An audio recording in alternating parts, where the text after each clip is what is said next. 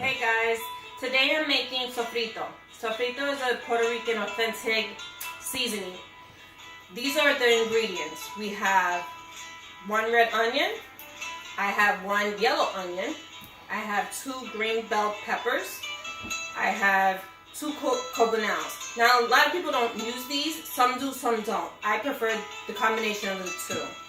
I have a red pepper, I have also a dozen garlic cloves that I peeled from the whole head. I have what's called Recao. Recao is related or similar to the cilantro family. I have three bunches of cilantro, and then I also have oregano. For me, I prefer the oregano versus ajíes. Ajíes are little sweet peppers that are about this big. They kind of look like red hot Jamaican peppers, but they're not spicy. I just prefer not to put them in my own sofrito. We also have oil, olive oil I prefer, and I also have, I put a little water at the end. So the first step for me is I'm going to chop up all the ingredients together. I'm going to cut my red onion.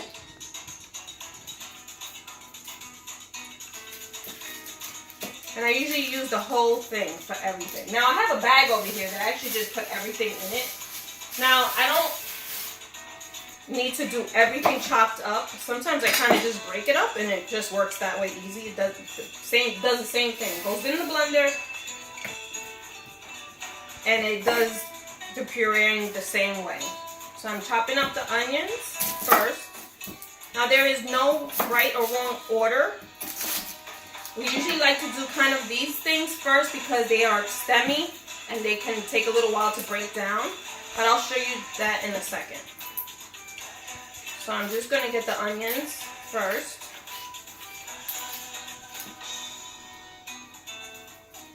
And then I get to, you could just place everything to the side. Make sure you wash everything because if not, oh, there goes that. You know, you want your stuff all fresh and clean. You don't want to just put dirt. There might be dirt or anything else on there, so you don't want to make your sofrito dirty that way. So you're going to just cut your peppers and you're going to core them. Like I said, you could just even tear things apart. A lot of people just cut it. Me, for my preference, I'm very rough and ragged sometimes. But you can just cut it. Just like that. And you want to make sure the seeds are out inside. You don't really want that part of it.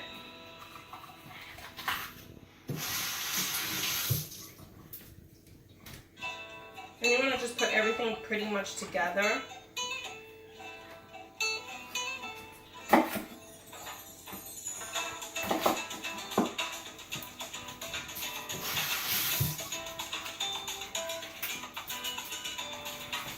Kind of rip it apart. You just wanted a bunch of small pieces. It doesn't have to be perfect. You definitely don't want the stems on the peppers to go in. Okay, I'm just kind of ripping them up. Same thing with the red pepper.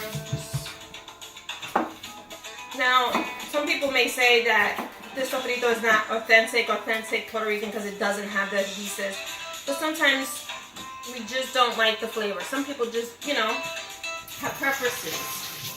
Like I said, you could probably find them and you can add them. They're small, sweet little peppers. And if you would, I would say you put about 5 or 6 of them. That's what my grandmother used to do. It's all about taste for yourself. There is no salt added to this because salt comes later in however you want to season your food. This sofrito is good for almost anything. Chicken, you want to marinate your chickens, you want to marinate your beans, you want to marinate a bunch of things.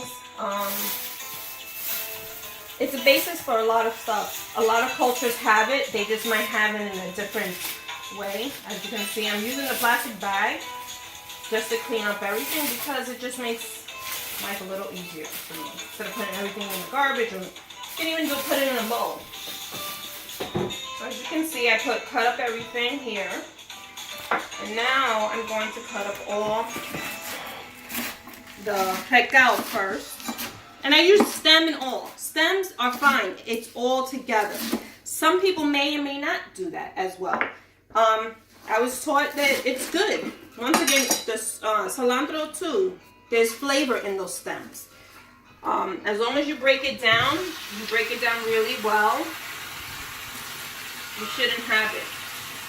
Sometimes people, my grandmother wouldn't have the blender, or she would just have only a few ingredients, and she would just chop it up in the bottom, really finely diced all these ingredients, and then just put it in the sauce or whatever it was, whether it was her beans or rice. We do a lot of rice and chicken peas, rice and chicken or pigeon peas.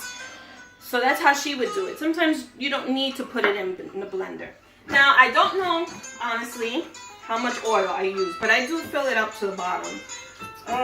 Mine has measuring. So I put it in my blender. Most blenders, I think, do have. So I put maybe 1 to 2 cups at first to see how it breaks up. So I usually put this chopped up cilantro in first. And then a little bit of the Recao.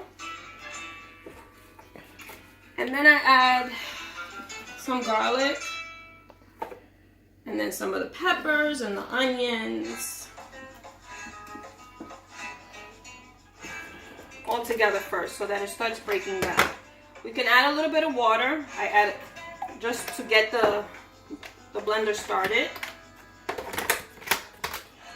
And we're going to put it on the whole blend, whatever it is. So as you can see, it's starting to break down. It is loud. I have a ninja. Whoever has a ninja knows that they are hammered. But as you can see, it's breaking down really nicely. This is going to be a puree.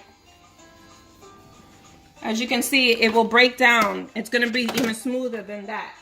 So now I'm going to continue adding more of the ingredients. I'm going to put the onion and the garlic and everything all together. I always add the oregano at the very end. Something I just do.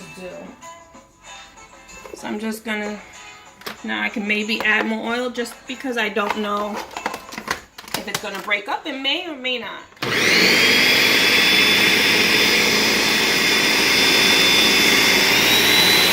Put it on high, which is crushed here. And like most sofritos, it takes a while for, now you can use a spoon or something, a wooden spoon to push it down. I might need to add a little more oil. So I might, there goes my cover. But I'm adding a little more just so that it can break down even faster. I do have a juicer here as well. If you have just a little hole, you can just put a hole in it. Put it through there as well.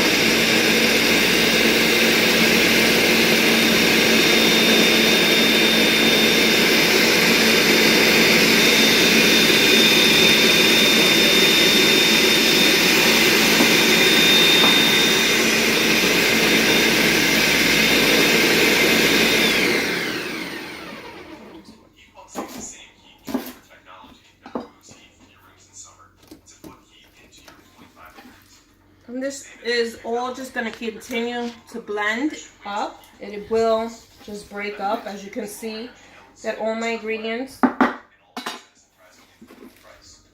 pretty much gone. Now I'm just going to continue breaking everything down.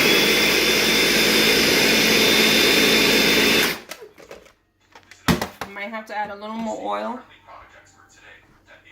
And now I'm going to add the oregano in it. It's about 2 palmfuls I put in there. You can put 1 palmful to your sofrito. Not the right way.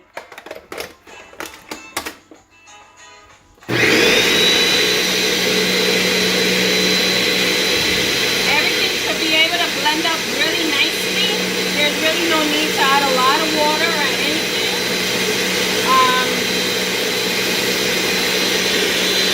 Mine won't be as dark as others, but it's still delicious. It's still really tasty. I probably will make these with beans, maybe tonight or during the week. Sofrito is really good to keep in the freezer. Some people like to put in ice trays and then put them as cubes. Some people like to put them, as I would do it, I would put it in a large container. Don't have one, but I would say like a round or a tall container. If you don't have a lot, now this is gonna make a lot, as you can see. As the holidays are coming, I even make more sofrito to keep it. But you can put them in glass, jar glass, like, you know, pasta sauce that's been cleaned out and stuff like that. You can put it in anything that's gonna hold. You can put it in the refrigerator and cap it with just a little more oil, just so that it doesn't get rancid. Or just put it in the freezer, and once you're ready to use it, you could just, you know, defrost it for a few seconds, and it should be work. But this, what it should look like.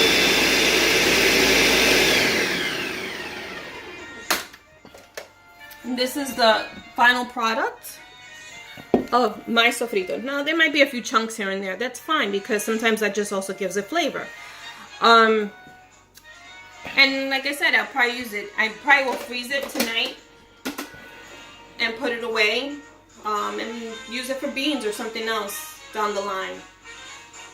I hope you enjoyed my video. If you liked my video, please subscribe. Press the little bell icon so you get notifications, and like my videos. I will be doing more videos on cooking and more Puerto Rican cooking, or any other type of cooking that I do know how to do and my family enjoys. But right now it will be Puerto Rican cooking.